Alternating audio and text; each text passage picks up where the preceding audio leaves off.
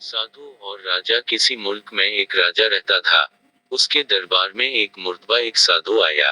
राजा ने उससे पूछा, साधु महाराज, दुनिया में रहकर जो अपनी जिंदगी सही तरीके से खुदा की इबादत और लोगों की खिदमत करके गुजारते हैं वो बड़े हैं, या वो जो दुनिया से दूर रहकर जंगल बयाबान में जा बसते हैं और खुदा की इबादत करते हैं वो बड़े हैं? साधु ने जवाब दिया, है राजा, दोनों ही अपनी अपनी जगह बड़ा कहलाने का हक रखते हैं।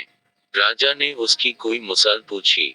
तो साधु ने कहा, ठीक है, लेकिन उसके लिए आपको कुछ दिन मेरे साथ सफर करना पड़ेगा। राजा ने साधु की बात मान ली और वो दोनों घूमते घूमते एक दिन एक मुल्क में पहुंचे। वहां पहुंचकर देखा कि एक मैदान में काफी मजमा लगा हुआ है। पूछने पर पता चला कि आज उस मुल्क की शहजादी का स्वयंवर है।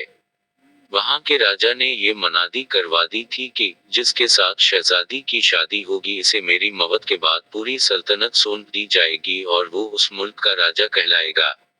शहजादी बहुत ज्यादा खूबसूरत थी और वो अपने ही जैसे किसी खूबसूरत शहजादे से शादी करना चाहती थी। यूं तो स्वयंवर में हिस्सा लेने के लिए एक से एक शहजादे आए, लेकिन कोई भी शहजादी को पसंद न आया। तभी वहां एक नवजवान साधु आया। राजकुमारी ने जैसे ही उस जवान साधु को देखा इसे पसंद कर बैठी और उसके गले में माला डालने चल पड़ी, लेकिन वो साधु वहां से जाने लगा। तब राजा ने नवजवान साधु से कहा, अगर तुम मेरी बेटी से शादी कर लोगे तो मैं इसी वक्त मेरी आधी सल्तनत तुम्हें दे दूंगा और मेरी मौत के बाद तुम पूरे मुल्क के राजा कहलाओगे। मैंने तो दुनिया को खैर बात कह दिया है, अब मुझे शादी ब्याह और दुनिया से कोई मतलब नहीं। इतना कहकर साधु वहां से चल पड़ा।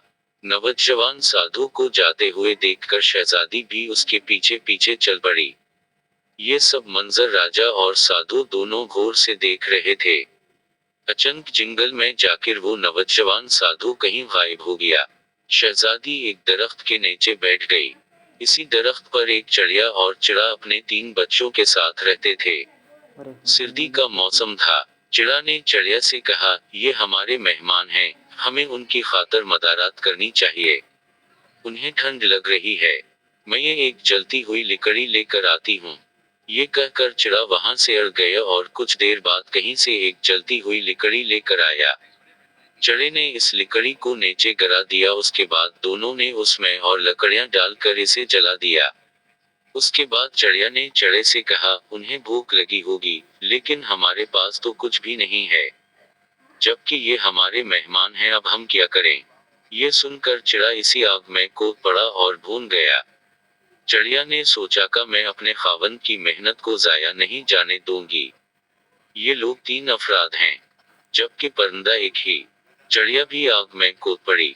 साधु ने राजा से कहा, देखा आपने, अगर आपको दुनिया तर्क करना है तो उस नवजवान साधु की तरह बनो जिसके लिए उस शहजादी ने महल और सल्तनत छोड़ दी है, और अगर दुनिया में रहकर कुछ अच्छा काम भी करना है तो चिड़िया और चिड़े की तरह बनो कि उन लोगों ने दूसरों के लिए अपनी जान कुर्बान कर दी।